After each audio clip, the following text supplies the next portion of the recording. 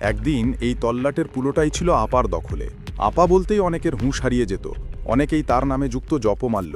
তবে ২৪-এর গণ অভ্যুত্থানে ভূমিকম্পে বাঁক হারানো নদীর মতোই বদলে গেল আপার গতিপথ। এখন তাই প্রশ্ন উঠছে, আপা কি পুরাতন ব্রহ্মপুত্রের মতো শুকিয়ে যাবেন, হারিয়ে যাবেন চিরতরে?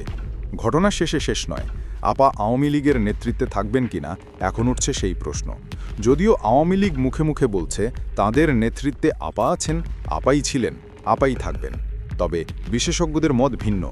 তারা গাছে মগডালে বসে বয়সের ভারে ঝিমুতে থাকা হিংসত্বক বাজপাখির কোনো ভবিষ্যৎ দেখছেন না। উল্টো দেখছেন ঘূর্ণি আসছে, শেষ ধাক্কা, পড়ে গেলেই সর্বনাশ। ২৪-এর গণ অভ্যুত্থানে মানবতা বিরোধী অপরাধের দায়ে শেখ হাসিনার মৃত্যুদণ্ডের রায়ের পর থেকেই তার রাজনৈতিক ভবিষ্যৎ এবং আওয়ামী লীগের নেতৃত্ব নিয়ে নানা আলোচনা সমালোচনা চলছে। আন্তর্জাতিক অপরাধ ট্রাইব্যুনালে সর্বোচ্চ সাজাপ্রাপ্ত হওয়ার পর তিনি এখন আর বাংলাদেশের রাজনীতিতে ফিরতে পারবেন কিনা সেই প্রশ্ন উঠছে।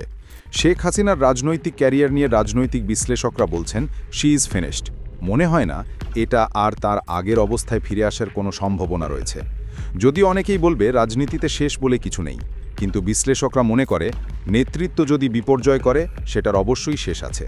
অতীতে আওয়ামী লীগের পক্ষ থেকে বিভিন্ন সময় বলা হয়েছে যে শেখ হাসিনার নেতৃত্বের বিষয়ে দলটির মধ্যে কোনো বিতর্ক নেই। দলীয় সভাপতির বিরুদ্ধে মৃত্যুদণ্ডের রায় ঘোষণা করার পরও সে অবস্থান অপরিবর্তিত রয়েছে বলে জানাচ্ছেন নেতারা। আওয়ামী লীগের নেতারা বলছেন ওনার নেতৃত্ব নিয়ে কারো কোনো প্রশ্ন নেই, যতদিন উনি বেঁচে থাকবেন ততদিন আমরা তার নেতৃত্বেই সামনের দিকে এগিয়ে যাব। ২০২৪ সালের ৫ই অগস্টের পর আওয়ামী লীগে যে ধরনের নেতৃত্ব শূন্যতা দেখা যাচ্ছিল, গত এক বছরে সেটা অনেকটাই কাটিয়ে উঠতে সক্ষম হয়েছেন বলে দাবি করছেন দলটির নেতারা। ভারতে বসে শেখ হাসিনাকে দলীয় বিভিন্ন বিষয়ে নানান দিক নির্দেশনাও দিতে দেখা যাচ্ছে। যদিও রাজনৈতিক বিশ্লেষকদের মতে বর্তমান রাজনৈতিক বাস্তবতায় আওয়ামী লীগের পক্ষে সহসাই ঘুরে দাঁড়ানো সম্ভব হবে না।